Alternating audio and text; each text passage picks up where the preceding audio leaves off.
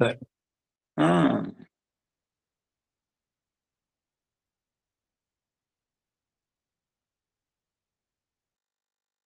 Sairam sir, start చేయండి. సాయిరాం అమ్మ. So అందరికీ నమస్కారం. ఓం నమో భగవతే రుద్రాయ. యాక్చువల్లీ మనం 5వ అనువాకంలో లాస్ట్ ఒక మండే మనం మిస్ అయినాం. ఈ 5వ అనువాకంలో 10, 11 మంత్రాలు మనం కంప్లీట్ చేసుకుని 12వ మంత్రంలో ఇవాళ 12వ మంత్రం చిన్న మంత్రమే, దీన్ని ఇవాళ కంప్లీట్ చేసుకునే ప్రయత్నం చేద్దాం. ఈ 12వ మంత్రంలో ఆశవేచ అజిరాయచ, ఆశవేచ అజిరాయచ అనే నార్మల్గా ఉంటుంది. ఆశవేచ అజిరాయచ విడివిడిగా చెప్పినప్పుడు ఆశవే అజిర అనే 2 నామాలు ఈ మంత్రంలో మనకు కనపడతాయి. ఆల్రెడీ చెప్పుకున్నాం, ఈ మంత్రాలు, ఈ అనువాక మంత్రాలను మొత్తం అన్నిటికీ శంభు రూపంలో ఉన్నటువంటి భగవంతుడు ద్రష్ట. దైవం కూడా మహాశంభు. అంటే దీని అంతరార్థం మనం ఏం చెప్పుకున్నాం? ఆత్మ దర్శన స్థితి మానవుడు పొందినప్పుడు, తానే భగవంతుడినప్పుడు తన్ని తానే చూసుకోవటం, ఆత్మలో రమించటం అనే మాటని, సో ఏకాత్మభావం, విశ్వాత్మభావం, ఆత్మలో తనని తానే రమించే స్థితి అన్న పరంగా జ్ఞానులు ఈ మాట మనకి చెప్తారు. ఎంతోమంది మహానుభావులు, సపోజ్ రమణ మహర్షి లాంటి వాళ్ళు, అట్లాంటి వాళ్ళ చరిత్రలో మనం కనుక చూసేటట్టయితే ఈ స్థితి మనకి ద్యోతకం అవుతూ ఉంటుంది. ఉన్నది ఒకటి తప్ప రెండోది లేనప్పుడు ఇంకా ఏం చెప్పినా ఒకటే కదా. దీనికి ఒక చక్కటి ఉదాహరణ పూర్వకంగా ఓ జరిగిన సంఘటన మనం గుర్తు చేసుకోవచ్చు. ఒక సందర్భంలో చెన్నైలో ఉన్నటువంటి చంద్రశేఖర సరస్వతి, ఆయన కూడా రమణ మహర్షి లాంటి వాడే, వాకింగ్ శివ అనేవాళ్ళు, ఆయన్ని నడుస్తున్న శివస్వరూపం అనేవాళ్ళు. స్వామికి ఆయనకి ఉన్న సంబంధాన్ని, స్వామి యొక్క భగవతత్వాన్ని ఆయన ఇండైరెక్ట్గా చెప్పడాన్ని కొన్ని సందర్భాల్లో మనం చెప్పుకున్నాం. చంద్రశేఖర సరస్వతి స్వామి ఒకసారి అరుణాచల పర్వతం మొత్తం ప్రదక్షిణ చేసేదానికి పరిక్రమకి పోయి, ఆ పరిక్రమ పూర్తి చేసి లోపల అరుణాచలంలో ఉన్నటువంటి అరుణాచల యోగి రమణ మహర్షి లోపల ఉన్నారు. ఆయన లోపలే ఉన్నారు. ఈయన అరుణగిరి ప్రదక్షిణ చేసేసి వెళ్ళిపోయినారు. ఎవరో భక్తులు అడిగారు రమణ మహర్షిని, స్వామి, ఆయన మహాయోగి చంద్రశేఖర సరస్వతి స్వామి, ఆయన మీ దగ్గరికి రావటం, మిమ్మల్ని చూడటం ఇవి జరగలేదు కదా, ఇది ఇట్లానే వెళ్ళిపోయినారు, దీన్ని ఎట్లా అర్థం చేసుకోవాలి అని చెప్పిన సమాధానం, అక్కడ చంద్రశేఖర సరస్వతి లేతే రమణ మహర్షి అనేవి 2 ఉన్నాయా? ఉన్నది ఒకటే కదా. అంటే వాళ్ళ తత్వం మన మామూలు మానవుడి యొక్క ఊహకి అందదు. సాధారణ స్థితిలో మనమంతా కూడా ద్వైత భావంలో ఉంటాం. సర్వకాల సర్వావస్థల్లోనూ అద్వైత స్థితిలో, అమంద ఆనంద స్థితిలో మనం కదిలిచ్చినప్పుడు మాత్రమే మనకు సమాధానం చెప్పేదానికి మామూలు స్థితికి వస్తూ ఉంటారు.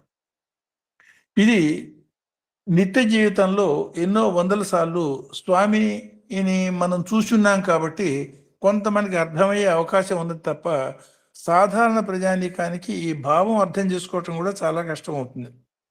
ఎదురుకుండా మనిషి కనపడుతున్నాడు, ఎదురుకుండా అన్నీ ఉన్నాయి, ఉన్నది ఒకటే అంటారేమిటి అనే భావన ఎప్పటికప్పుడు అనిపిస్తూ ఉంటుంది.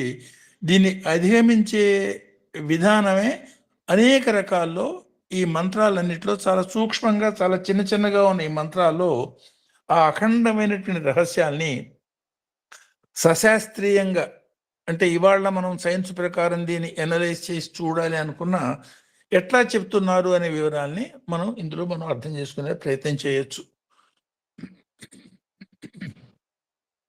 సో ఈ పరంగా మనం ఈ 12వ మంత్రానికి వచ్చే ముందు గత 4 మంత్రాల్లోనూ దీని మామూలు అర్థం, ఈ మంత్రంలో ఉన్న పదాలకి మామూలు అర్థం కనుక చూసేటట్టయితే ఆశవే అజిర అనే, ఆశవే అంటే అత్యంత వేగం స్వరూపమైనటువంటి ఓ రుద్ర, నీకు నమస్కారం. ఆశుకవిత్వం అనే పేరు వినుంటారు. ఆశుకవిత్వం అంటే అప్పటికప్పుడు మనసులోంచి ఉద్భవమైనట్టుగా సభాముఖంగా చెప్పేసే విధానాన్ని ఆసు కవిత్వం అనే మాట. ఆసు అనే ఇందులో ఈ పదంలో నుంచి వచ్చింది ఆసు. ఆసవే అజిరాయచ. అజిరాయచ అన్నప్పుడు కూడా అత్యంత శీఘ్ర వ్యాపక స్వరూప. ఇది అత్యంత వేగ స్వరూప అంటున్నారు, శీఘ్ర అత్యంత వేగంగా వ్యాపించే స్వరూప అంటున్నారు. అంటే ఈ రెండు చూడటానికి ఒకటి మాదిరిగానే కనపడితే ఆ వాటిల్లో ఉన్నటువంటి సటిల్ భేదాన్ని కనుక మనం చూసేటట్టయితే ఎంత సూక్ష్మంగా, ఎంత వివరంగా, ఎంత సశాస్త్రీయంగా ఈ మంత్రాల్లో ఉన్నటువంటి అంతరార్థాలు మనని సాధనాపరంగా భగవంతుడి యొక్క అనుభూతిని పొందేదానికి ఎట్లా తీసుకుపోతూనే అని అర్థమవుతుంది.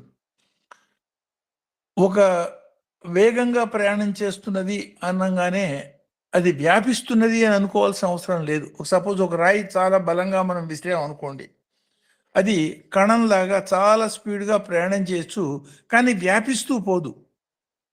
అదే నీళ్ళల్లో ఒక చిన్న గులకరాయి వేసాం అనుకోండి, ఆ నీళ్ళల్లో పుట్టిన తరంగాలు నీరంతా ఉన్న చెరువు అంతా ఎంతవరకు అవకాశం ఉండదు అంతవరకు వ్యాపిస్తూ ప్రయాణం చేస్తాయి. ఈ రెండు లక్షణాలని ఈ మంత్రంలో అజిరా, ఆసవే, అజిరా అనే రెండు నామాల్లో చెప్పటంగా అర్థం చేసుకోవచ్చు. అంటే ప్రాథమిక కదలిక తత్వాన్ని గురించి ఇండైరెక్ట్ గా ఈ మంత్రం మనకి చెప్తోంది. పరమాణు పరంగా మనం దీన్ని ఆలోచించినప్పుడు పరమాణువు చుట్టూత కేంద్రకాన్ని ఆధారం చేసుకుని పరమాణువులో నుండి సూక్ష్మమైన ఎలక్ట్రాన్ దాని చుట్టూతో తిరుగుతున్నటువంటి విధానాన్ని గురించి ఎలక్ట్రాన్ మైక్రోస్కోప్ ద్వారా కూడా దాన్ని మనం చూడలేము అనే సత్యాన్ని చెప్పిన కారణం ఇది. ఏం చెప్తారు వాళ్ళు? ఈ కణం ప్రయాణించేది ఒక సందర్భంలో కణంలాగా ప్రయాణిస్తోంది, అది చక్రాకృతి వృత్తాకృతిగా అవుతోంది. ఇంకొక క్షణంలో వేవ్ లాగా ప్రయాణం చేస్తోంది. వేవ్ లాగా ప్రయాణం చేస్తున్నప్పుడు పైకి కిందకి మూవ్ అవుతూ తరంగాకృతులు ప్రయాణం చేస్తున్నప్పుడు ఏ పర్టికులర్ స్థితిలో కేంద్రకానికి దగ్గరగా ఉంది, ఏ స్థితిలో కేంద్రకానికి చాలా దూరం పోయింది అర్థం చేసుకోవటం అసాధ్యం అయ్యే స్థితిలో ఉన్నది. కాబట్టి ఈ పరమాణు యొక్క స్థితిని ఇట్లా ఉంటుంది అని ఊహించవచ్చు తప్ప ఎగ్జాక్ట్గా ఇట్లానే ఉన్నది అని నిర్ధారించి చెప్పడం అసాధ్యం అన్న మాటని సైన్స్ ఒప్పుకుంటుంది. అంటే ఈ ఆది కదలికలు రెండు ఏవైతే ఉన్నాయో ఈ ఆది కదలిక తత్వాన్ని ఇండైరెక్ట్ గా ఇక్కడ చెప్తున్నారు.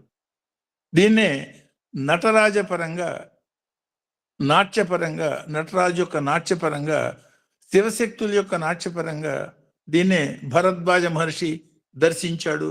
ఆ దర్శించిన దర్శనాన్నే దాన్ని ఆధారంగా దాన్ని కారణంగా చేసుకుని సాక్షాత్ ఆ శివశక్తి స్వరూపం 3 అవతారాల్లో మనం అనుగ్రహించడానికి భూమి మీదకి రావటం పరంగా కూడా ఈ తత్వాన్ని, బేసిక్ తత్వాన్ని అన్వయం చేసుకోవచ్చు. ఆ ప్రధానమైనటువంటి తత్వాన్ని ఆసవే, అజిర అన్న 2 నామాలు ఇక్కడ చెప్పటం కాదు. ఎందుకు ఇక్కడ చెప్పారు అని కొంచెం ఆలోచించేటట్టయితే ఒకసారి ఆ 8వ మంత్రాన్ని 9వ మంత్రాన్ని గుర్తు చేసుకోండి.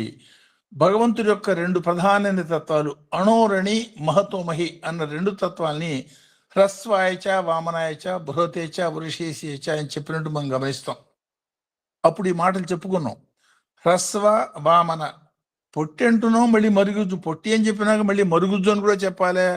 ఈ హ్రస్వ వామన తత్వాల్లో నెక్స్ట్ బృహత్, వర్షియేచే, విశ్వవ్యాపకం, ఇంత అంత అని చెప్పడానికి ఊహకందని విధానమైనటువంటి బృహత్తత్వాన్ని గురించి చెప్పటం. అంటే అణోరణి, మహతోమహి అన్న భగవంతు యొక్క 2 ప్రధాన తత్వాల్ని 8, 9 మంత్రాలు మనకి చెప్పటంగా అర్థం చేసుకున్నాం. అప్పుడు ఇమ్మీడియట్ గా వచ్చిన 2 నెక్స్ట్ మంత్రాల్లోనూ 10, 11 మంత్రాల్లో వృద్ధాయచ, సమృద్ధనేచ, అగ్ర్యాయచ, ప్రథమాయచ అని చెప్పారు.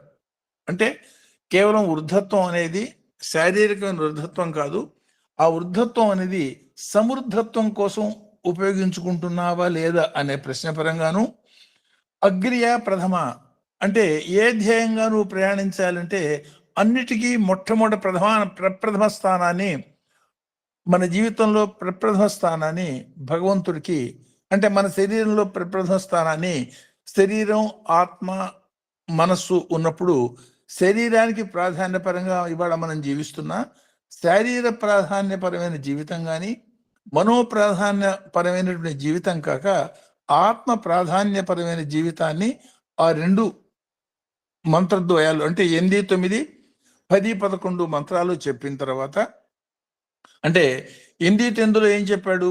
భగవంతుడి యొక్క తత్వాన్ని గురించి చెప్పి ఈ 10, 11లో ఆ తత్వాన్ని ఎట్లా ఉపాసించాలి, దాన్ని ఎట్లా సాధించాలి 10, 11లో చెప్పి ఆ దాన్ని పొందేదానికి ఆ సాధనకి ఉండవలసిన మనోస్థితి ఎట్లా ఉంటుంది అన్న వివరాన్ని ఈ 12వ మంత్రంలో ఆశవే అజిర ఆశ అజిరానం పదాలు చెప్తున్నారని మనం అర్థం చేసుకోవచ్చు. అంటే ముందు భగవంతుడి యొక్క తత్వాన్ని, దాని యొక్క అణోరణి మహతోమహి తత్వాన్ని చెప్పి తర్వాత ఆ తత్వం నుంచి మనం ఏమిటి ఆశించాలి భగవంతుడి దగ్గర నుంచి అంటే స్వామి నాకు జీవితాన్ని ఇచ్చావు, నీ నుంచి నేను ఏం ఆశించాలి అంటే ఈ జీవితం అనేది సమృద్ధత కోసం ఆశించు, దానికోసం ప్రయత్నం చెయ్యి. అట్లయితే అగ్ర్యాయచ ప్రథమాయచ నేనే ప్రప్రథమ దైవాన్ని ప్రథమో దైవ్యోభిషక్ అని 1వ మంత్రంలో 1వ వాక్యంలో చెప్పిన మంత్రాన్ని ఆ ప్రప్రథమ తత్వాన్ని అనుసంధానం చేసుకునే జీవితం దాన్ని ధ్యేయంగా పెట్టుకో అని రెండు చెప్పిన తర్వాత వీటిని పొందేదానికి ఏ రకమైన మనోస్థితి ఉండాలి అనే మాటని ఈ 12వ మంత్రంలో చెప్పటంగా దీన్ని మనం అన్వయం చేసుకోవచ్చు. అంటే 10, 11, 8, 9 ఆ రెండు మంత్రాలకి అనుసంధానంగా ఈ మంత్రాన్ని మనం చూసినప్పుడు మనస్సు యొక్క 2 రకాల ప్రత్యేక లక్షణాలని, దాని యొక్క కణ స్వభావాన్ని, దాని యొక్క తరంగ స్వభావాన్ని ఎప్పుడు కొన్ని వేల సంవత్సరాల క్రితం చెప్పబడ్డటువంటి రుద్రమంత్రాల్లో చెప్పటం అనేది మనం ఇక్కడ గమనించవచ్చు. దీనికి ఎన్నోసార్లు మనం ఆల్రెడీ చెప్పుకుని ఉన్నాము. సో మనస్సు యొక్క వేగాన్ని గురించి ఎగ్జాంపుల్ చెప్పుకునేదానికి ఎప్పుడు మనం చెప్పుకునే ఎగ్జాంపుల్ కాంతి. సృష్టిలో అన్నిటికన్నా వేగవంతమైంది కాంతిని. కాంతి వేగంగా కనుక మనస్సు ప్రయాణం చేసే స్థితి మనం పొందగలిగేటట్టయితే, అంటే అంత తక్కువ మనోవేగాన్ని కనుక కాంతి వేగ స్థాయికి కిందకి తీసుకురాగలిగేటట్టయితే ఆ మానవుడు ఆల్మోస్ట్ స్థితయోగిలాగా విశ్వం అంతా దర్పణంలో విశ్వం దర్పమాయమ అనే మాట చెప్తూ ఉంటారు. ఇది మన దక్షిణామూర్తి స్తవంలో అద్దంలో చూస్తున్నటువంటి దృశ్యం ఏ మాదిరిగా నిజం కాదో అట్లా ఈ విశ్వం మొత్తం కూడా దర్పణప్రాయంగా తన మనోభావంలో ఏదైతే భావన కలుగుతుందో ఆ భావనకి తగ్గ అంటే ఏ ప్రశ్న కలుగుతుందో ఆ ప్రశ్నకి తగ్గ సమాధానం వెంటనే గోచరిస్తూ అక్కడ అంటే మంత్రద్రష్ట లాంటి స్థితిని ఆ మనిషి పొందుతాడు అన్న పరంగా దీన్ని అర్థం చేసుకోవచ్చు. ఆ సందర్భంలోనే మనం చెప్పుకునే ఎగ్జాంపుల్ కూడా నాసా శాస్త్రవేత్తకి స్వామి ఏ మాదిరిగా ఆ ప్రయోగానికి సంబంధించినటువంటి రహస్యమైన ఫార్ములాని ఏ మాదిరిగా కనిపించేటట్టు చేశారు అని అనుకున్నాం. అంటే ఏమిటి, మనస్సు చాలా వేగంగా పరిగెత్తుతూ ఉంటుంది. ఎన్నో రకాలుగా అనేక రకాలుగా హయగ్రీవ నీలగ్రీవ అనేక రకాలుగా వీటి చెప్పుకున్నాం. సో ఆ పరిగెత్తే మనసుని కళ్ళెం వేయటమే ప్రధానమైనటువంటి లక్షణం.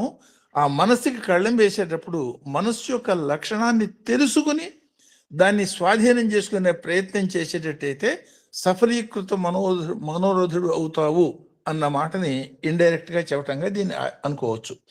అంటే 1,86,000 మైళ్ళ వేగంతో ప్రయాణం చేసే కాంతి సూర్యుడి దగ్గర నుంచి భూమికి, భూమి దగ్గర నుంచి సూర్యుడికి 9 నిమిషాలు దాదాపు పట్టేటట్టయితే మనస్సు అందులో కోటవంతు కాలంలో వెళ్ళిపోతుంది అన్నప్పుడు ఆ మనస్సు యొక్క వేగం ఎంత తీవ్రమైంది అర్థం చేసుకుని అంత తీవ్రమైనటువంటి వేగంతో ప్రయాణం చేసే మనస్సుని ఎట్లా కంట్రోల్ చేయాలి అనే అవగాహనకి ఈ ఇండైరెక్ట్ గా మనం చేస్తున్న కర్మలన్నీ మనోపరంగా ఏ మాదిరిగా ఉంటాయి, ఆ మనోపరమైనటువంటి కర్మలు నిన్ను మళ్ళీ ఇంకొక జన్మ రాకుండా ఉండే విధానంగా చేసే టెక్నిక్ ని అలవాటు చేసుకోకపోతే మళ్ళీ జన్మలు వస్తూనే ఉంటాయి అన్న పరంగా ఈ మంత్రాన్ని మనం అర్థం చేసుకోవచ్చు. సో మనం ఏం చెప్తూ సంకల్ప వికల్పాత్మానం మనహ అని చెప్తూ ఉంటాం. అనేక రకాలైనటువంటి ఆలోచనలు, దాన్ని స్వామి చెప్పిన కర్చీఫ్ ఎగ్జాంపుల్ మనం చేసుకున్నట్లయితే అనేక రకాలైన దారాలు నిలువుగా అడ్డంగా ఉన్న విధానంగా ఎన్నో రకాలైనటువంటి సంకల్ప వికల్పాలు ఒక క్షణంలో వస్తూ పోతూ ఉంటాయి. సో ఈ వస్తూ పోతున్నటువంటి సంకల్పాలు చూడటానికి సాధారణంగా అత్యంత సాధారణంగా కనపడుతున్నాయి కానీ వాటిల్లో ఉన్నటువంటి అసాధారణ శక్తి గురించి తెలుసుకుని జాగరూకత వహించకపోయేటట్టయితే అవే ప్రతిబంధకం అవుతాయి అన్న పరమైనటువంటి వివరాన్ని కూడా ఇందులో మనం అర్థం చేసుకోవచ్చు. సైంటిఫిక్గా ఇవాళ మనకున్నటువంటి స్థితి ఏమిటయ్యా అంటే స్వామి చెప్పిన డెఫినేషన్ కర్చీఫ్ తప్ప సరైనటువంటి మనసుకి డెఫినేషన్ ఇంతవరకు ఎవరూ చెప్పలే. సంకల్ప వికల్పాత్మానం మనహ అన్నారు తప్ప ఆ సంకల్ప వికల్ప విధానాన్ని కూడా కళ్ళతో చూసినట్టుగా మనకు అర్థమయ్యేటట్టుగా బ్యూటిఫుల్ ఎగ్జాంపుల్ కర్చీఫ్తో చెప్పారు స్వామి. అందులో ఉన్న దారాలు మనం తీసేస్తే మనం తీసేసింది దారాలు, పోయింది కర్చీఫ్ అనే ఎగ్జాంపుల్ కూడా మళ్ళీ అట్లాంటి ఎగ్జాంపుల్ చెప్పడం కూడా అసాధారణమైన విషయం. సో కాబట్టి మనకి తేలిగ్గా అర్థమవుతుంది తప్ప ఈ మనస్సు గురించి ఎంత మాట్లాడుకున్నా ఎంత ఎక్కువ మాట్లాడుకుంటే అంత ఎక్కువ గందరగోళంగా ఉంటుంది. కారణం ఏమిటి? మనస్సు ద్వారానే మనం గ్రహించాలి, కానీ ఆ మనస్సునే మనం లయించేయాలి. దీనికే అగ్నిహోత్ర పరంగా మనం ఆలోచించిన అగ్నియాచ ప్రథమాయచ అగ్నిపరమైనటువంటి మంత్రంగా మనం ఆలోచించిన అప్పుడు చెప్పుకున్న ఎగ్జాంపుల్ ఒకసారి గుర్తు చేసుకున్నట్టయితే అగ్నిని ప్రొడ్యూస్ చేసేదానికి ఆ జమ్మికట్టని దానిలో ఒకదానికొకటి రాపిడి చేస్తూ అందులోంచి అగ్నిని పుట్టించే ప్రక్రియ ఫాలో అవుతున్నప్పుడు ఆ మొట్టమొదటి అగ్ని పుట్టంగానే చేసేది ఏమిటంటే తనకి ఆధారమైన 2 కర్రల్ని నాశనం చేస్తుంది. అంటే అదే మాదిరిగా మనస్సుని మనోనియంత్రణ మూలంగా వచ్చిన శక్తితో మనస్సునే నాశనం చేసే ప్రక్రియ ద్వారానే మీరు మనస్సుని స్థిరం చేయటం లేకపోతే మనోరహిత స్థితిని పొంది ఆత్మ యొక్క అనుభూతిని పొందగలుగుతారు అన్న రహస్యాన్ని ఆ మనస్సు యొక్క 2 రకాల కదలికలు, ఒకటి స్థిరమైన రాయి లాంటి మూమెంటు, ఇంకోటి తరంగ స్థితి, అత్యంత వేగంగా వ్యాప్తి చెందే 2 లక్షణాల పరంగా చెప్తున్నారు. అంటే ఇప్పుడు ఫర్ ఎగ్జాంపుల్ ఒక రాయిని చాలా బలంగా మనం విసిరాం. ఆ రాయి టార్గెట్ ప్రకారంగా ఒక పెరాబ్లిక్ ఫ్యాషన్లోనూ మనం విసిరిన స్ట్రైట్ లైన్లోనూ ఒక మార్గంలో పోయి ఎక్కడ పడాలో అక్కడ పడుతుంది. అందులో ఉన్న శక్తి అయిపోయినాక కింద పడుతుంది. దాని మార్గం చూస్తే ఏమవుతుంది? సూటిగా ఒక కణం ప్రయాణం చేసిన మార్గంలో ప్రయాణం చేస్తున్నట్టుగా ఉంటుంది. అదే నీళ్లలో ఒక రాయి కనుక పడేసేటట్టయితే ఆ నీళ్ల మీద తరంగాలుగా ఉన్న సరస్సు మొత్తాన్ని వ్యాపిస్తూ ప్రయాణం చేస్తాయి. ఈ 2 రకాల లక్షణాలు మనస్సుకున్నది అనే మాట మనకి ఇందులో అర్థమైంది. రెండవది తీర్థ్యాయచ కూల్యాయచ పార్యాయచ ఆపార్యాయచ అనే మాటలు కూడా ముందు మంత్రాల్లో మనం చెప్పుకున్నాం. ఏమన్నమాట? నదికున్న 2 గట్టులు, ఆ 2 గట్టుల మధ్యలో ప్రయాణం చేస్తేనే నదీ ప్రవాహం తను అనుకున్న గమ్యం అయినటువంటి సముద్రాన్ని చేరగలగటం అనే పదంగా చెప్పుకున్నాం. సపోజ్ అటుపక్క ఇటుపక్క గట్టు నది, 2 పక్కల గట్లు ఉన్నప్పుడు ఆ గట్ల మధ్యలో ప్రయాణం చేస్తున్నటువంటి నీరు ఏ మార్గంలో ఒక నిర్దిష్టమైన ఆల్రెడీ నదీనాం సాగరో గతి అని సాగరాన్ని లక్ష్యం చేసుకుని నది ప్రయాణం చేస్తుంది. అటుపక్క ఇటుపక్క 2 గట్లు నియమానుసారమైనటువంటి జీవితం ఆ మాదిరిగా కనుక ప్రయాణం చేసినట్టయితే ఆ నది గమ్యం చేరగలుగుతుంది. సపోజ్ ఆ నదికి అటుపక్క ఇటుపక్క గట్లు తీసేసామనుకోండి, గట్లు తీసేసినప్పుడు దాని పరిస్థితి ఏమవుతుంది? అన్ని పక్కలకి వ్యాపిస్తూ పోవటం మూలంగా ఏ గమ్యం అయితే చేరాలో ఆ గమ్యాన్ని చేరలేకపోతుంది. అదే మాదిరిగా మనస్సుకి వ్యాపించే లక్షణం ఉన్నది సుమా. అటు ఇటు వ్యాపించే లక్షణాన్ని ప్రపంచం వైపు అది వ్యాప్తి చెందే విధానంగా నువ్వు ఉపయోగించుకున్నావా, నీ గమ్యాన్ని నువ్వు చేరలేవు. అట్లాగని ఆ లక్షణాన్ని పూర్తిగా నెగ్లెక్ట్ చేయటం అది కూడా సరికాదు. కారణం ఏమిటి? వ్యాపించే లక్షణం మూలంగానే అది బృహత్ స్థితిని వ్యాప్తి పొంది ఆత్మ యొక్క అనుభూతిని నీకు అందించగలుగుతుంది. కాబట్టి ఆ శక్తిని సద్వినియోగం చేసుకోగలిగేదానికి అటుపక్క ఇటుపక్క గట్ల మధ్యలో నీళ్లు ప్రవహించినట్టుగా, అప్పుడు సూటిగా ఒక రాయి ప్రయాణం చేసినట్టుగా సూటిగా ప్రయాణం చేసి ఏ లక్ష్యం వైపు ప్రయాణం చేయాలో ఆ లక్ష్యం వైపు ప్రయాణం చేసి అది పొందవలసిన గమ్యమైనటువంటి అపార పారావారం, ఏ రకమైనటువంటి గట్లు లేని సముద్రాన్ని ఆ నది చేరే విధానంగా మనసులో ఉన్నటువంటి రెండు శక్తుల్ని, అంటే కణంలాగా చాలా శీఘ్రంగా ప్రయాణం చేసే లక్షణాన్ని, పూర్తిగా వ్యాపించే తత్వాన్ని, ఈ రెండింటిని సమన్వయపరుచుకుంటూ, అంటే సైకిల్ మనం దొక్కేటప్పుడు రెండు పెడల్స్ని సమన్వయం చేసుకుని సక్రమంగా తొక్కినప్పుడు మాత్రమే శీఘ్రంగా మనం ప్రయాణం చేయగలిగినట్టు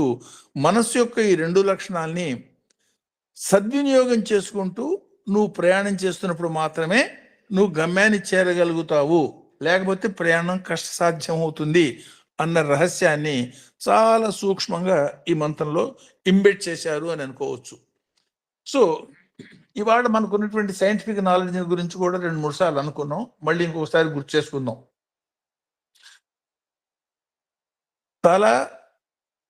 తలపాగా, ఆ తలపాగాకి ఉన్నటువంటి సంకేతము, తలని ఆధారం చేసుకునే తలపాగా, కానీ తలపాగాని బట్టి మానవుడికి ప్రపంచంలో గౌరవం, అట్లాగే ఆధ్యాత్మిక గౌరవం, తల చుట్టూతో ఏర్పడుతున్నటువంటి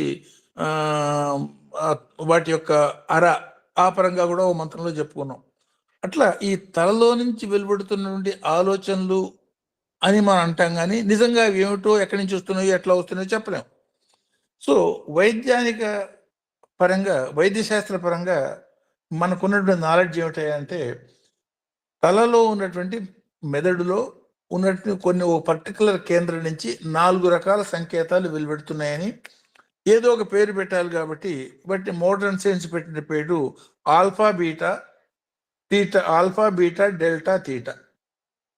ఆల్ఫా బీటా అంటే ఏబిసిడి అనుకోండి, డెల్టా తీటా అని పెట్టారు వీళ్ళు. ఆల్ఫా బీటా డెల్టా తీటా అన్నారు, ఆ పేర్లు పెట్టారు వాటికి వాళ్ళు ఇచ్చినట్టు వైరుధ్యాలు, అంటే వాటిల్లో ఉన్న తేడా వాళ్ళు గమనించింది ఏమిటంటే, ఇందులో మూడోది ముందు కనుక తీసుకున్నట్టయితే, డెల్టా ముందు తీసుకున్నట్టయితే, ఈ డెల్టా తీటా అనేవి ప్రపంచంలో సమస్త అన్ని జీవులకి సాధారణంగా ఉండే స్థితులు. ఈ 1-2 ఆల్ఫా బీటా అనేది మానవుడు మాత్రం కొంత ప్రయత్నపూర్వకంగా సాధించగలిగిన స్థితి అన్నట్టుగా కూడా దీన్ని అన్వయం చేసుకోవచ్చు. కారణం ఏంటంటే, ఈ ఆల్ఫా బీటా డెల్టా తీటాల్లో ఈ డెల్టా అనే దాన్ని 1 నుంచి 3 దాకా తరంగ దైర్ఘ్యం ఉంటాం, వేవ్ లెంగ్స్ అంటూ ఉంటాం. 1 నుంచి 3 దాకా వేవ్ లెంగ్స్ ఉన్నటువంటి అత్యంత షార్ట్ వేవ్ లెంగ్స్ ఉన్నటువంటి కణాలుగా దీన్ని వివరణిస్తారు.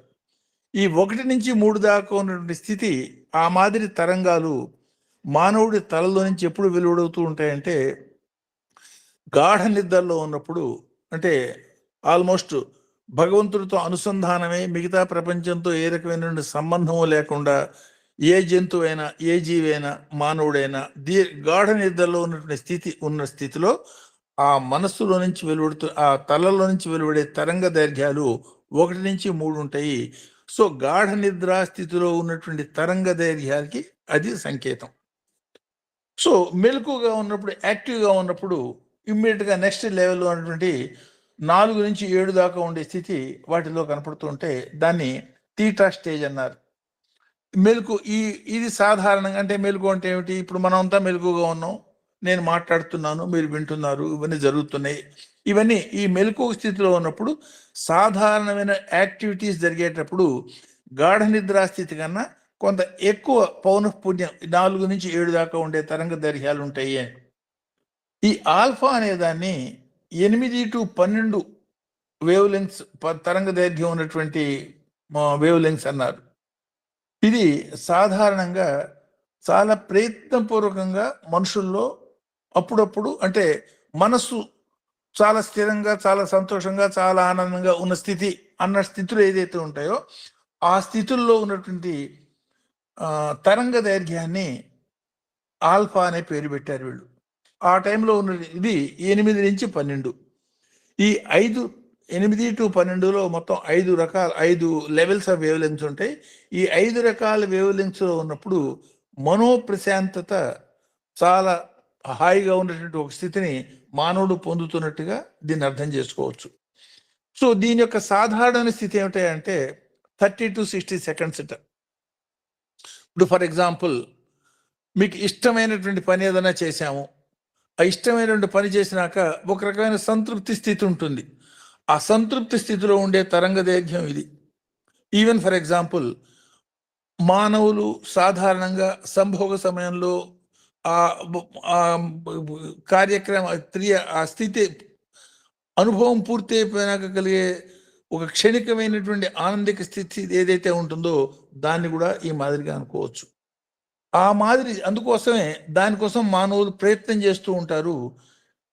వైద్య శాస్త్రం మనకి ఏం చెబుతుందంటే దీన్ని చాలా ప్రయత్నపూర్వకంగా మానవుడు 1 గంట సేపు దాకా దీన్ని ప్రయత్నం చేసి నిలపచ్చు. అంటే 1 గంట సేపు ఈ స్థితిని మానవుడు అనుభవంలో కనుక నిలపగలిగేటట్టయితే అత్యంత ఉదాత్తమైనటువంటి అనుభూతులు, యోగానుభూతులు పొందుతాడు అన్న పరమైనటువంటివి అన్వయం కూడా.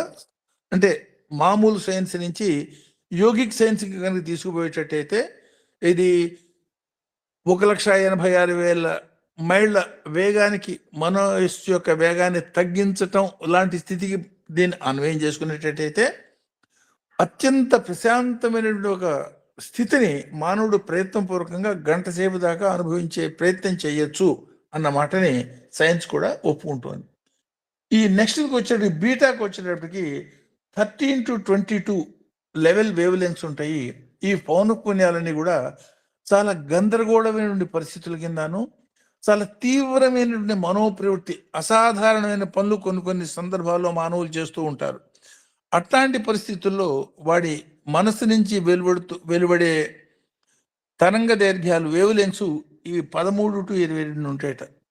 దీని గురించి చేసినటువంటి ఎక్స్పెరిమెంట్స్లో అతీంద్రియ శక్తులు ఉన్నటువంటి మానవులుగా రికార్డ్ అయినటువంటి కొన్ని సైంటిఫిక్ ఎక్స్పెరిమెంట్స్లో ఫర్ ఎగ్జాంపుల్ కొంతమంది రష్యన్ సైంటిస్టు కేవలం కంటితో చూస్తూ ఇనుప తీగల్ని బెండ్ చేయటం, లేకపోతే ఓ చెంచాని లాంటి వాటిని, మామూలుగా స్ట్రైట్గా ఉన్న వాటిని ఐరన్ రాడ్ని వంచటం, అట్లాంటి పనులు చేశారు దాన్ని ముట్టుకోకుండా.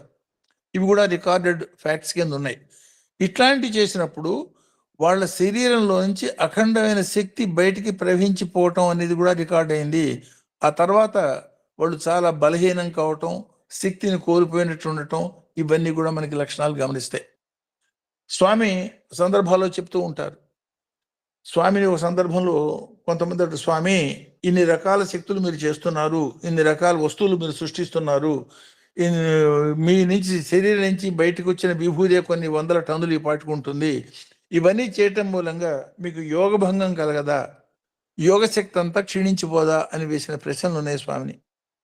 స్వామి యోగశక్తి అయ్యేటట్టయితే, ప్రయత్నపూర్వకంగా చేసే పనులు కనుక అయ్యేటట్టయితే అవి జరుగుతాయి.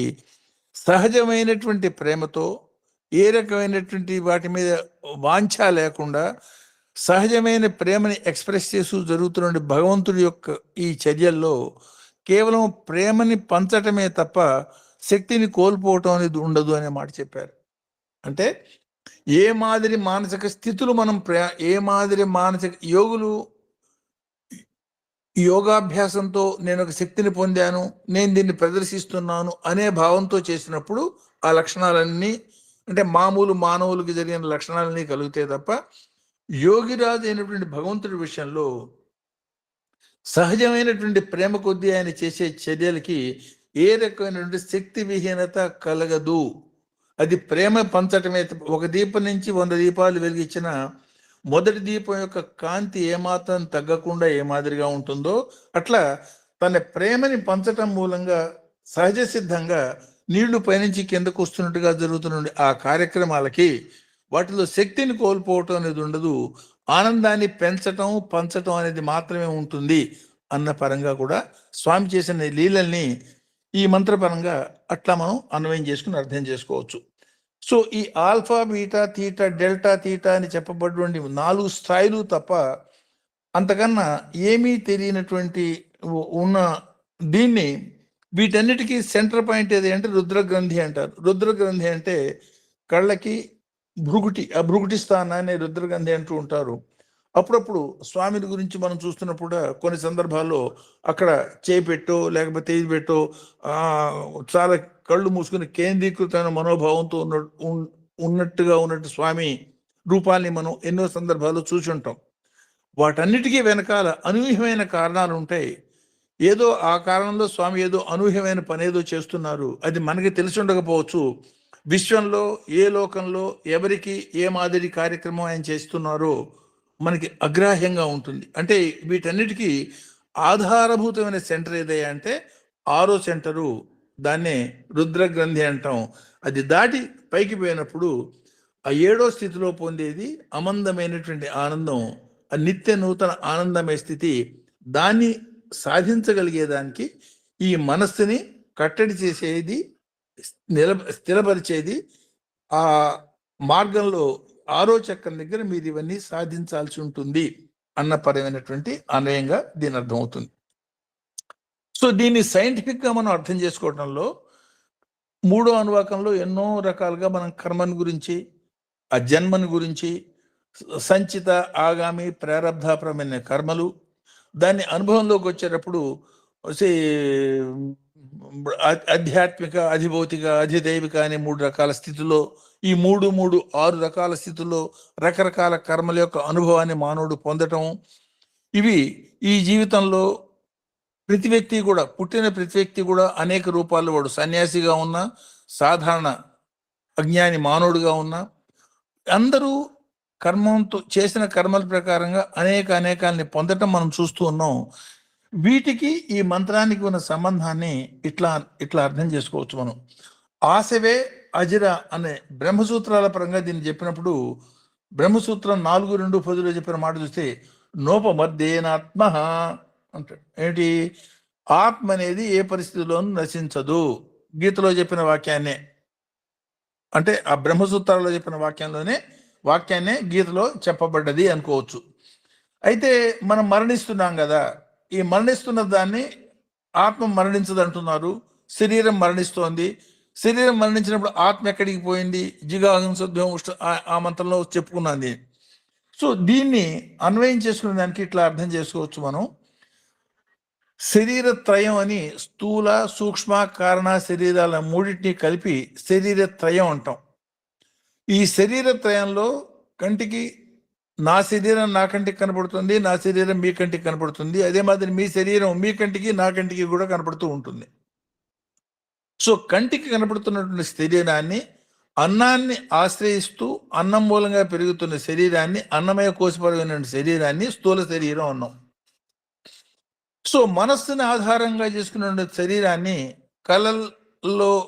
కళని మనం కలకనే దానికి ఉపయోగపడే శరీరాన్ని, శరీరం కదలకుండా నిద్రపోతున్నా కలకనే దానికి ఏ శరీరం అయితే ఉపయోగపడుతుందో దాన్ని సూక్ష్మ శరీరం అని, ఆ కలకనే దానికి ఆధారభూతమైన ప్రాణశక్తి పరమైనటువంటి శరీరాన్ని సూక్ష్మ శరీరం అని 3 రకాలుగా మనం చెప్పుకున్నాం. శరీరత్రయం అన్నాం.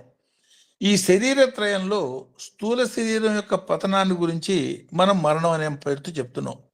శరీరం అనే పేరుతోనే శర్యతి ఇది శరీర అంటే శిథిలమైపోయేది, నశించేది, ఆ లక్షణాలు ఉన్నది శరీరము.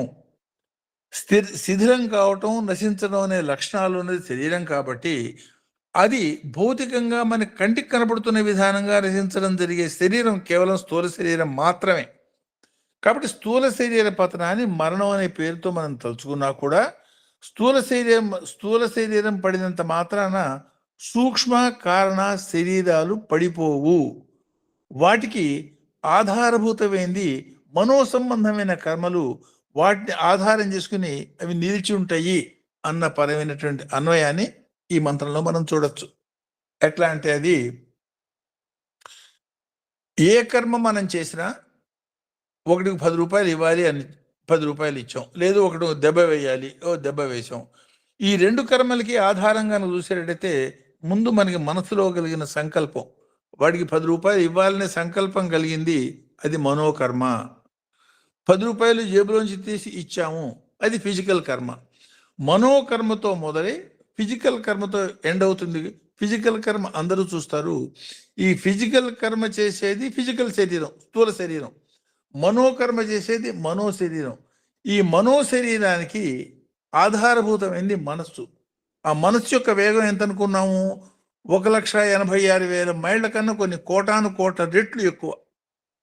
సో ఈ స్థూల శరీరం యొక్క పరిణామం, దాని మార్పులు, దానికి వయసు రావటం, లేకపోతే 2 సంవత్సరాలు వచ్చింది, 5 సంవత్సరాలు వచ్చింది, 80 సంవత్సరాలు వచ్చింది, కాల పరిమితి, వీటన్నిటికీ గుడించే విధానం ఏమిటయ్యా అంటే భౌతిక కాలమానమైనటువంటి కాంతి యొక్క వేగాన్ని ఆధారం చేసి ఈ శరీరం యొక్క లక్షణాలు, స్థూల శరీరం యొక్క లక్షణాన్ని మనం గుర్తిస్తాం, గమనిస్తాం. అంటే ఒకటికి 10 ఏళ్ళు వచ్చినాయి అంటే ఈ 1,86,000 మైళ్ళ వేగంతో జరుగుతున్న దాని ప్రకారంగా ఒక 10 సంవత్సరాలు గడిచిపోయింది అట్లా.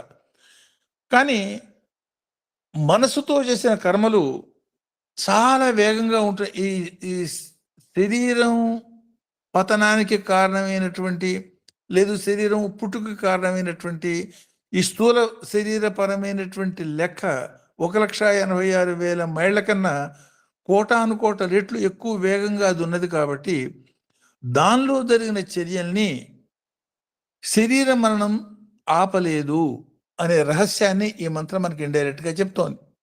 అంటే మనస్సుతో చేసిన కర్మ సపోజ్ 1,000,000 వేగంతో ప్రయాణం, అంత వేగంతో అది ప్రయాణం చేస్తోంది అనుకోండి.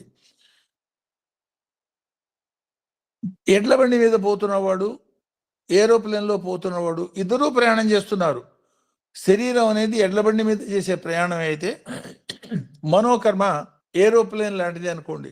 సో ఏరోప్లేన్ లాంటి అంత వేగంతో జరుగుతున్న కర్మల్ని ఎడ్ల బండి మీద పోతున్నది బంధించలేని విధానంగా ఎక్కువ వేగంతో ప్రయాణం చేసే మనోకర్మల యొక్క ఫలితాల్ని శరీర మరణం ఆపలేదు అనే రహస్యాన్ని ఇండికేట్ చేస్తుంది. దీనికి ఉదాహరణగా ఇట్లా చెప్పుకోవచ్చు. ఒక చెట్టు, అనేక చెట్లు చూస్తూ ఉంటాం, పండిపోయిన పండ్లు చూస్తూ ఉంటాం, పండిపోవటం, కుళ్ళిపోతున్న పళ్ళు కూడా చూస్తాం, కుళ్ళిపోవటం, ఎండిపోవటం కూడా జరిగిపోతాయి. పండు పండుతుంది, దాని కనుక సమయానికి వాడకపోయేటట్టయితే కుళ్ళిపోతుంది, లేదు ఎండిపోతుంది. ఇవన్నీ అయిపోయినా సరే ఆ పండు లోపల ఉన్న గింజ, పై పండు పండిపోయి కుళ్ళిపోయి ఎండిపోయినా కూడా ఆ గింజలో నుండి జీవశక్తి ఈ పండు మూలంగా ప్రభావితం కాదు. పండు పండిపోయింది, కుళ్ళిపోయింది, ఎండిపోయింది, కానీ ఆ గింజ సంవత్సరం తర్వాత, 2 సంవత్సరాల తర్వాత దాన్ని పాతిపెట్టినప్పుడు మళ్ళీ అందులోంచి మొలకెత్తే లక్షణం ఉంటుంది. అట్లా మన మనసుతో చేసిన కర్మలు శరీర పతనం మూలంగా మనోకర్మలు యొక్క ఫలితాలు రిసీవ్ చేసుకోవటం అనేది ఆగిపోదు. కాబట్టి జాగ్రత్త, ఆశవే అజర అని చెప్పటంలో అత్యంత వ్యాపకశీలైనటువంటి ఈ మనసుని మీరు సద్వినియోగం చేసుకుని ఆ స్థూల సూక్ష్మ శరీరాల యొక్క పతనం కూడా మీరు శాసిస్తే తప్ప పునర్జన్మ రాహిత్యం అనేది సాధ్యం కాదు అన్నాం. సూక్ష్మాతి సూక్ష్మ విషయాన్ని సశాస్త్రీయంగా ఈ మంత్రం చెప్తోంది అనుకోవచ్చు. అంటే మనోకర్మలు ముందు ఆగాలి. మనోకర్మలు ఆగాలంటే మనసు స్థిరం కావాలి. మనసు స్థిరం కావాలంటే వేగంగా ప్రయాణం చేస్తున్న మనస్సు దాని లక్ష్యమైనటువంటి నది సముద్రం వైపు ప్రయాణం చేసేదానికి లక్ష్యం సముద్రంగా పెట్టుకుంది. గట్లని ఆధారంగా చేసుకుని ఆ గట్ల మధ్యలో ప్రయాణం చేస్తూ సముద్రాన్ని చేరుకోగలిగినట్టుగా నమః నమః అని అటుపక్క ఇటుపక్క నమస్కార పూర్వకమైనటువంటి ధర్మ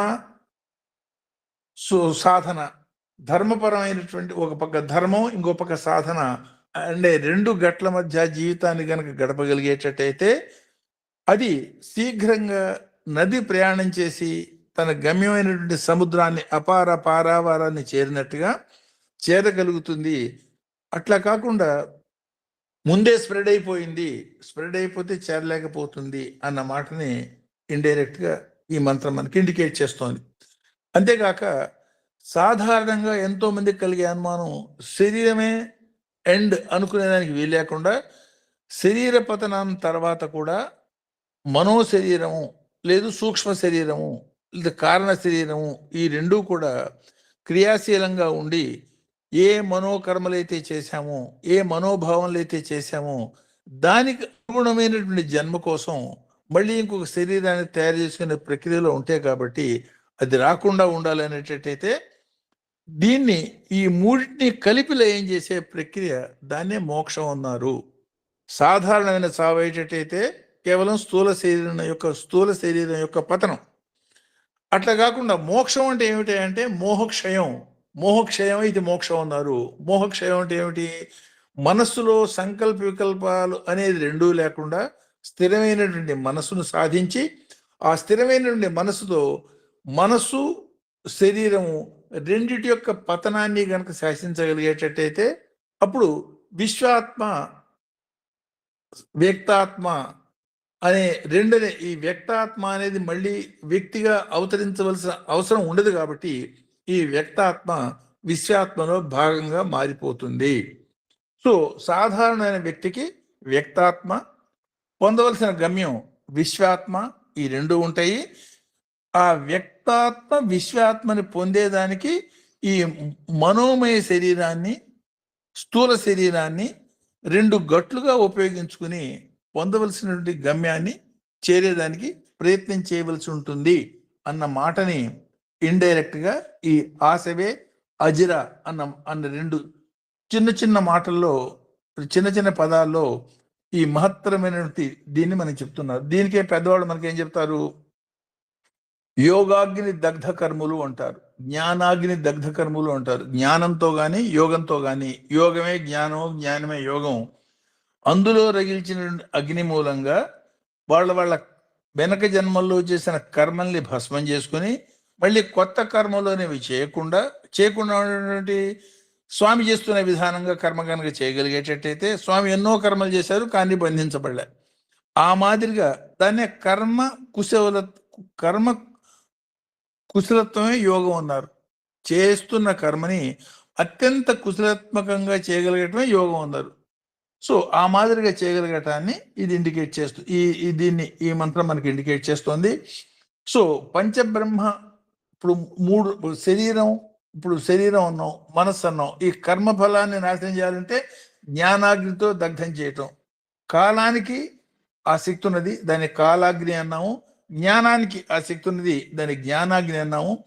సో సాధనలో జ్ఞానాగ్నిని జనింపజేసి వెనక జన్మల కర్మల్ని నశింపజేసుకొని తద్వారా ప్రస్తుతం చేస్తున్న కర్మల్ని చాలా కుశలత్వంతో బంధించబడకుండా ఉండే విధానంగా కర్మ చేస్తూ జీవించడం నేర్చుకున్న యోగికి మాత్రమే మోహక్షయం అయిపోయి మోక్షం అనేది సాధ్యమవుతుంది. లేదు కర్మ వాసన మిగిలేటట్టయితే మళ్ళీ జన్మ తప్పదు అన్న మాటని ఇండైరెక్ట్గా ఈ మాట చెప్తుంది. సో ఈ ఆశవే అజిరాపరంగా కఠోపనిషత్ ఆత్మ గురించి ఒక మాట చెప్తుంది. ఈ ఆత్మ ఆకాశాల యొక్క వ్యాపకత్వాన్ని గురించి ప్రాణం బ్రహ్మ, ఖం అంటే ఆకాశం, ఆ వ్యాపక స్వరూపమే బృహత్ బ్రహ్మస్వరూపం కాబట్టి విశ్వవ్యాపకమైనటువంటి ఆకాశమే బ్రహ్మ అని చెప్తుంది. సో ఈ పరంగా స్వామి చెప్పిన మాట మనం గుర్తు చేసుకునేటైతే ఈ సాధారణమైనటువంటి ఆకాశం, దాని భూతాకాశం ఉంటుందో, మన కళ్ళకు కనపడుతున్న ఆకాశం ఉంటుందో, దాని యొక్క విస్తృతి ఎంత అంటే అనూహ్యమైనటువంటి విస్తృతి. సో ఆల్మోస్ట్ దానికి 1,00,000 కాంతి సంవత్సరాలుగా చెప్తున్నారు దాన్ని. అంటే 1,00,000 కోట్ల కాంతి అంటే మన ఊహకు అందదు. కాగితం మీద వేసిన హైదరాబాద్ నుంచి మీకు చెన్నై దాకా కాగితం మీద వేసిన అంకెలు సరిపోదు. ఈ మామూలు ఆకాశాన్ని గురించి అంత విస్తృతమయ్యేటట్టయితే దానికన్నా 100 రెట్లు పెద్దది మన మనో ఆకాశం, లేదు చిత్తాకాశం అని. దానికన్నా ఇంకా 100 రెట్లు పెద్దది, చిత్తాకాశం కన్నా 100 రెట్లు పెద్దది చిదాకాశం, లేదు దహరాకాశం. దాన్ని చిదాకాశం లేదా దహరాకాశం, పేర్లు మార్పు అంతే. సో దీనే శరీరము, మనస్సు, ఆత్మపరంగా తీసుకుంటే శరీరపరమైన ఆకాశం భూతాకాశం, మనోపరమైన ఆకాశం చిత్తాకాశం, ఆత్మపరమైన ఆకాశం దహరాకాశం అన్న పరమైనటువంటి అన్వయంగా మనం దీన్ని అర్థం చేసుకోవచ్చు. సో ఈ మనస్సు యొక్క వ్యాపక స్థితి ఊహాపరంగా ఆ దహరాకాశం చివరికి ఒక క్షణంలో పోగలుగుతుంది. కాబట్టి ఆ మనస్సు యొక్క శక్తిని అర్థం చేసుకొని ఏ పరిస్థితుల్లోనూ మనోభావాన్ని నెగిటివ్గా పోనీయకుండా సర్వకాల సర్వావస్థల్లోనూ గమ్యం వదిలిపెట్టకుండా ఆ మనోభావాన్ని స్థిరీకరించుకుంటూ జీవితాన్ని గడపటం మూలంగా మాత్రమే దీన్ని పొందగలుగుతాము అన్న మాటని చెప్పుకోవచ్చు. ఇక్కడే స్వామి చెప్పిన ఆ కుందేలు భూమి దగ్గర 5 రూపాయలు అప్పు తీసుకోవటం, ఆ కథ కూడా ఇక్కడ మనం గుర్తు చేసుకోవచ్చు. సో అంటే ఇప్పుడు అదే మాదిరి ఇంకొక ఇండైరెక్ట్గా శాస్త్రీయపరమైన విషయం ఇంకోటి ఇక్కడ ఏం చెప్తుందంటే, ఒక వస్తువుని మనం చూడాలి అన్నప్పుడు, ఈ వస్తువుని చూడగలగాలన్నప్పుడు ఆ వస్తువు ఎంత తరంగ దైర్ఘ్యంతో ఉన్నదో దానికన్నా సూక్ష్మమైనటువంటి తరంగాలు దాని మీద పడ్డప్పుడు మాత్రమే అది గోచరం అవుతుంది. అంటే ఎలక్ట్రాన్ మైక్రోస్కోప్ తో కూడా ఎలక్ట్రాన్ మైక్రోస్కోప్ అని పేరు పెట్టారు దాన్ని. ఎంత సూక్ష్మ కణాన్నైనా చూడొచ్చు, దాని లొకేషన్ మనం గుర్తించవచ్చు, కాబట్టి ఎలక్ట్రాన్ మైక్రోస్కోప్ అని పేరు పెట్టారు. ఎలక్ట్రాన్ మైక్రోస్కోప్ తో కూడా ఎలక్ట్రాన్ చూడలేము అనేది సైంటిఫిక్ గా సిద్ధాంతీకరించారు. కారణం ఏమిటంటే, ఎలక్ట్రాన్ మైక్రోస్కోప్ లోంచి ఏ లైట్ అయితే ఉపయోగించి దాన్ని చూసేదానికి ప్రయత్నం చేశామో అంత మాత్రం కాంతి శక్తిని ఆ ఎలక్ట్రాన్కి ఇవ్వటం మూలంగా అది ఏ పొజిషన్లో ఉన్నదో ఆ పొజిషన్ నుంచి మారి వేరే పొజిషన్కి వెళ్ళిపోతుంది. కాబట్టి ఎలక్ట్రాన్ మైక్రోస్కోప్తో కూడా ఎలక్ట్రాన్ని చూడలేము. కారణం, ఎలక్ట్రాన్ కన్నా సూక్ష్మమైనటువంటి తరంగ దైర్ఘ్యం ఉన్న కాంతిని మనం ప్రొడ్యూస్ చేయలేము. అంటే సూక్ష్మమైనటువంటి కాంతి ద్వారా స్థూలమైనటువంటి వస్తువుని మనం చూడగలుగుతాం అనే బేసిక్ థియరీని కూడా ఈ మంత్రం మనకి సైంటిఫిక్గా ఇండికేట్ చేస్తుంది. అంటే మనస్సు యొక్క అజిరాయచ ఆశవేచ అజిరాయచ అని చెప్పటంలో ఎంత వేగంగా పోతుందో అంత వ్యాప్తి చెందుతుంది అనే 2 లక్షణాలు చెప్పటంలో అత్యంత సూక్ష్మాతి సూక్ష్మమైనటువంటి ఈ కణం అఖండ వేగంతో ప్రయాణం చేసే శక్తి ఉన్నది. కాబట్టి దీన్ని చూసేదానికి ఇంకా దేన్ని మనం ఉపయోగించలేం. కాబట్టి భావనాత్మకంగా భవానీ భావనాగమ్య ఆ మాట ఇక్కడ గుర్తు చేసుకుంటే, భావనాపరంగా మాత్రమే దీన్ని స్వాధీనం చేసుకుని ఆ మార్గంలో ప్రయాణం చేసి పొందవలసింది పొందండి అన్నది. అంటే అత్యంత లేటెస్ట్ సైంటిఫిక్ ఫ్యాక్ట్స్ ఏదైతే ఉన్నాయో ఆ లేటెస్ట్ సైంటిఫిక్ ఫ్యాక్ట్స్గా చెప్పబడుతున్న ఖగోళపరమైనది, విజ్ఞానపరమైనటువంటి ఆ వేగపరమైనటువంటి ఆ 3 విషయాల్ని కూడా ఈ మంత్రం చాలా సూక్ష్మంగా హింట్ చేస్తూ మనకి ఇండికేట్ చేస్తోంది. ఆ వివరాలు ఈ మంత్రం అట్లా అర్థం చేసుకోవచ్చు. సో సూక్ష్మాతి సూక్ష్మమైనటువంటి కణం అంటే దైవ కణాన్ని పట్టుకునే దానికి ప్రయత్నం చేసి ఫెయిల్ అయినటువంటి స్విట్జర్లాండ్లో కొన్ని కోటాను కోట్ల డాలర్లు ఖర్చు పెట్టి చేసిన ప్రయత్నం ఒకసారి గుర్తు చేసుకునేటట్టయితే, అంత ప్రయత్నం చేసినా దాన్ని పొందలేకపోవడానికి కారణం అదే అత్యంత సూక్ష్మమైన కణం. దాన్ని పొందేదానికి మామూలు ప్రయత్నాలు ఏ మాదిరి ప్రయత్నం చేసినా అంతకన్నా స్థూలమైన ప్రయత్నాలే అవుతాయి తప్ప అంతకన్నా సూక్ష్మ ప్రయత్నం కాదు. కాబట్టి దాన్ని మీరు పొందలేరు. ఆ పొందలేకపోవడంలో నుండి సశాస్త్రీయతని ఈ మంత్రం ఎందుకు దైవకణాన్ని మానవులు పొందలేరు అంటే ఎగ్జాక్ట్గా ఇది ఇదమిద్దం అని తేల్చి చెప్పలేరు అనే మాటని ఈ మంత్రం సశాస్త్రీయంగా మంత్రపరంగా చెప్తోంది. అట్లా దీన్ని మనం అర్థం చేసుకోవచ్చు. అంటే భగవంతుడు ఇచ్చిన జ్ఞానం ద్వారా భగవంతుడిని పొందేదానికి ప్రయత్నం చేయండి తప్ప ఈ దాన్ని విశ్లేషణాపరంగా తుంపులు చేసుకుంటూ పోతూ మీరు పొందలేరు. అంటే సూర్యుడిని దర్శించేదానికి ప్రత్యేకమైన బ్యాటరీ లైట్ అవసరం లేదు.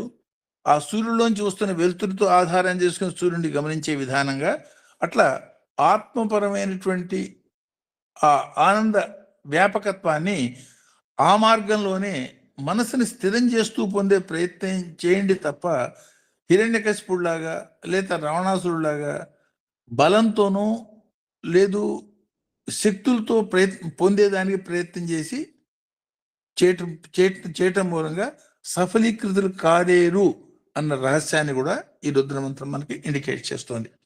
ఇది ఈ మంత్రంలో నుండి ప్రధానమైన భావన. సో ఈ మంత్రంలో ఉన్నటువంటి ఈ భావాన్ని శ్లోక రూపంలో ఇట్లా మనం చెప్పుకోవచ్చు. ఆశవేచ అజరాయచ విశ్వవ్యాపిత ఆత్మాయచ, అంటే విశ్వవ్యాప్తమైనటువంటి ఆత్మ, విశ్వాత్మ ఏదైతే ఉందో ఆ విశ్వాత్మ తత్వమే రుద్రతత్వం కాబట్టి, సో అత్యంత వేగంగా ప్రయాణం చేసే మనస్సును మాకు ఇచ్చావు. ఈ వేగంగా ప్రయాణం చేసే మనస్సుకి గమ్యాన్ని, సరైనటువంటి గమ్యాన్ని నిర్దేశించి ఇష్టం వచ్చిన డైరెక్షన్లో, ఇంకో వెనక మంత్రంలో మనం చెప్పుకున్నాం, కేవలం వేగం ఒక్కటే సరిపోదు. రెండో అనువాకంలో కేవలం వేగంతో ప్రయాణం చేసేటట్టయితే, దిశ కనుక తప్పేటట్టయితే అదే వేగం ప్రమాదకరం అవుతుంది. మొదటిది దిశ ఉండాలి, దశ ఉండాలి. సో ఏ దిశలో మనం ప్రయాణం చేయాలో ఆ దిశలో వేగంగా ప్రయాణం చేయటం మూలంగానే గమ్యాన్ని చేరగలుగుతాం తప్ప కేవలం వేగంగా ప్రయాణం చేయటం మూలంగా గమ్యాన్ని చేరలేము. కాబట్టి దిశాత్మకమైన వేగంగా నిన్ను చేరేదానికి నన్ను అనుగ్రహించు అన్న పరంగా. సో పంచాక్షర పరబ్రహ్మం ఏకబిల్వం శివార్పణం, ఆశవేచ అజరాయచ విశ్వవ్యాపితాత్మాయచ పంచాక్షర పరబ్రహ్మం ఏకబిల్వం శివార్పణం.